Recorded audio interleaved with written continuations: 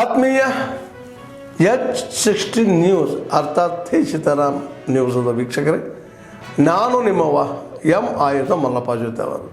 ತಾವು ಈಗ ಸುದ್ದಿಗಳ ಲೋಕಕ್ಕೆ ಎಂಟ್ರಿ ಹೊಡಿತಾ ಇದ್ದೀರಿ.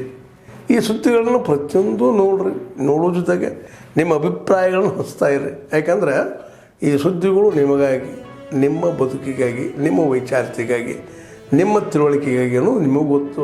ಜೊತೆಗೆ ನಮಗೂ ನಿಮ್ಮೊಂದಿಗೆ ಇದೊಂದು ಮಾತಾಡುವಂಥ ಜೊತೆಗೆ ಸುದ್ದಿಗಳನ್ನು ಬಿಡುವಂಥ ಕೆಲಸ. ಈ ಕೆಲಸದಲ್ಲಿ ನಾವು ನಿಮ್ಮೊಂದಿಗಿದ್ದೀವಿ ಅಂತ ಹೇಳ್ತಾ ನೋಡ್ತಾ ಇರಿ ಸುದ್ದಿಗಳನ್ನು. ಕಾಂಗ್ರೆಸ್ ಸರ್ಕಾರ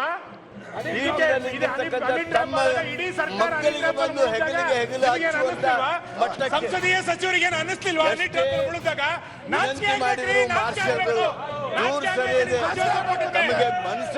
ಸಚಿವ ಸಂಪುಟನೇ ನಮ್ಮ ಸದನಕ್ಕೆ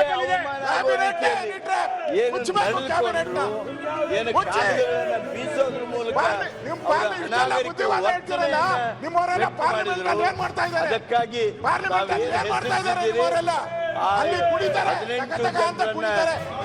ದಯಮಾಡಿ ತಾವು ತಕ್ಷಣದಿಂದ ಜಾರಿಗೆ ಬರುವಂತೆ 6 ತಿಂಗಳವರೆಗೆ ಸದನಕ್ಕೆ ಬಾರದಂತೆ ತಡೆ ಹಿಡಿಬೇಕು ಹಾಗೆ ಅಂತ ಹೇಳಿ ನೀವು ತಂದಿರ್ತಕ್ಕಂಥ ಇದಕ್ಕೆ तुष्टीकरण के कारण किस हद तक भी ये जा सकते हैं तो उन्होंने प्रूव कर दिया है. कर्नाटक में इससे पहले भी हमने बार बार उनको चेतावनी दिया गया था कि धर्म आधारित रिजर्वेशन इधर इन जॉब और इन कॉन्ट्रैक्ट ये अपेक्षणीय नहीं है. इसको हम स्वीकारते नहीं है, जनता स्वीकारते नहीं है. इसको हम पूरा खंडन करते हैं. और उसके साथ ही साथ कांग्रेस की सरकार कैसे चल रही है, हनी ट्रैपिंग में स्वयं सरकार के मंत्री बोल रहे हैं मेरा हनी ट्रैपिंग हो रहा है. और इस हनी ट्रैपिंग के बीच में, इस हनी ट्रैपिंग के पीछे एक मंत्री है, प्रभावी मंत्री है. कौन प्रभावी मंत्री है?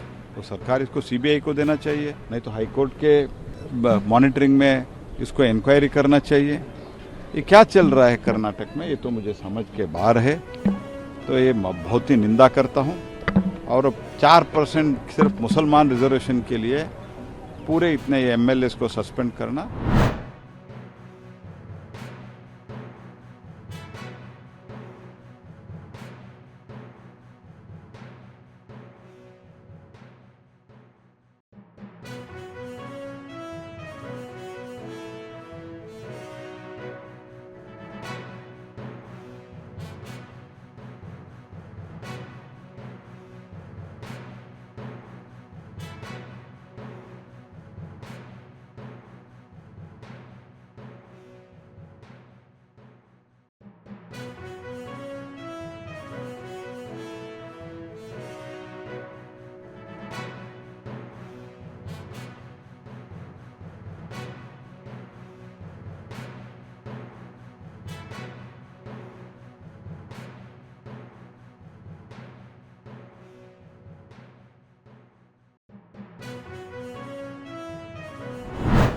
ಹಿಂದುಳಿದ ಸಮುದಾಯಗಳ ವ್ಯಾಪ್ತಿಯಲ್ಲಿ ತರಬಹುದೆಂದು ಗೌರವಾನ್ವಿತ ಉಚ್ಚ ನ್ಯಾಯಾಲಯವು ವ್ಯಾಖ್ಯಾನಿಸಿ ಅರ್ಜಿದಾರರ ರಿಟ್ ಅರ್ಜಿಯನ್ನು ತಿರಸ್ಕರಿಸಿತು.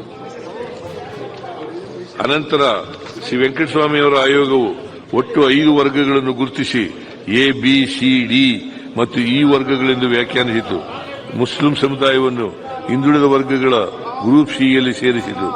ನಂತರ ಓ ಚಿನ್ನಪರೆಡ್ಡಿ ಆಯೋಗವು category 1, category 2A, category 2B, category 3A, category 3B ಮತ್ತು ಕ್ಯಾಟಗರಿ 4 ಎಂದು ಗುರುತಿಸಿತು. ಆಗ ಮುಸ್ಲಿಂ ಸಮುದಾಯವನ್ನು ಪ್ರತ್ಯೇಕವಾಗಿ 2B ವರ್ಗದಲ್ಲಿ ಗುರುತಿಸಿ ಮೀಸಲಾತಿ ನೀಡಲು ಶಿಫಾರಸು ಮಾಡಿತು. ಮೇಕೆ, ಎತ್ತು, ಹಸು ಆಕಸ್ಮಿಕವಾಗಿ ಮೃತಪಟ್ಟರೆ ಪರಿಹಾರ ಧನ ಹೆಚ್ಚು ಮಾಡುವುದರಿಂದ ಹಿಡಿದು ಅನೇಕ ಕಲ್ಯಾಣ ಕ್ರಮಗಳನ್ನು ತಂದಿದ್ದೇವೆ.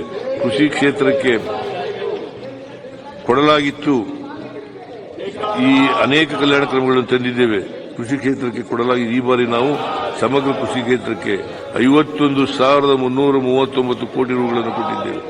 22-23ರಲ್ಲಿ ಮಹಿಳಾ ಅಭಿವೃದ್ಧಿಗೆ 43,188 ಕೋಟಿ ಕೊಡಲಾಗಿತ್ತು. 25-26ರಲ್ಲಿ 94,084 ಕೋಟಿ ಕೊಟ್ಟಿದ್ದೇವೆ.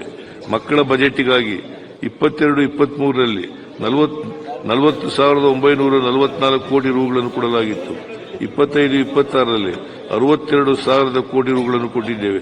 ಇಷ್ಟೆಲ್ಲ ಆದ ಮೇಲೂ ನಿಮಗೆ ಬಜೆಟ್ ಬಗ್ಗೆ ಆಕ್ಷೇಪಗಳಿದ್ದರೆ ಅದು ರಾಜಕೀಯ ಪ್ರೇರಿತವಾದ ಆಕ್ಷೇಪಗಳೇ ಹೊರತು ಪ್ರಾಮಾಣಿಕ ಅಭಿಪ್ರಾಯಗಳಲ್ಲ. ಬಹುಶಃ ಜನರ ಅಭಿಪ್ರಾಯವೂ ಆಗಿರಬಹುದು. ಕಡೆಯದಾಗಿ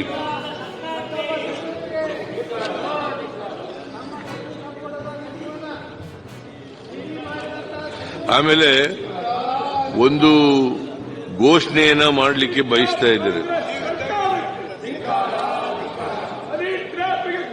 ಬಜೆಟ್ನಲ್ಲಿ ಸಾರಿಗೆ ನಿಗಮಗಳಿಗೆ 100 ಬಸ್ಸುಗಳನ್ನು ಜಿಸಿಸಿಯ ಮೂಲಕ ಒದಗಿಸಲಾಗುವುದು ಎಂದು ಘೋಷಣೆ. ಇದನ್ನು ಪರಿಷ್ಕರಿಸಿ ರಾಜ್ಯದ ಸಾರಿಗೆ ನಿಗಮಗಳಿಗೆ 2,000 ಹೊಸ ಬಸ್ಸುಗಳನ್ನು ಖರೀದಿಸಲಾಗುವುದು. ಇದಕ್ಕೆ ಬೇಕಾಗಿರುವ ಅನುದಾನವನ್ನು ಒದಗಿಸಲಾಗುವುದು. ಹೊಸ ಘೋಷಣೆ 2, 5 ಲಕ್ಷದವರೆಗಿನ ಶೂನ್ಯ ಬಡ್ಡಿಯ ಮೇಲೆ ಸಾಲವನ್ನು ಸಹಕಾರಿ ಕೃಷಿ ಮತ್ತು ಗ್ರಾಮೀಣಾಭಿವೃದ್ಧಿ ಬ್ಯಾಂಕುಗಳಿಗೂ ವಿಸ್ತರಿಸಲಾಗುವುದು. ಇದರಿಂದ ಹೆಚ್ಚುವರಿ ರು 38 ಕೋಟಿ ಖರ್ಚಾಗಲಿದೆ. ಸೊ ಮಾನ್ಯ ಅಧ್ಯಕ್ಷರೇ, ಮಾನ್ಯ ಸದನದ ಸದಸ್ಯರಲ್ಲಿ ಮನವಿ ಮಾಡ್ತೇನೆ, 2025-26ನೇ ಆಯವ್ಯಯವನ್ನು ಸದನದ ಮುಂದೆ ಮಂಡಿಸಿದ್ದೇನೆ. ಆದ್ಮೇಲೆ ಎಲ್ಲ ಸುದ್ದಿಗಳನ್ನು ನೋಡಿದ್ರಲ್ಲ, ಏನು ಅನಿಸ್ತು ನಿಮಗೆ?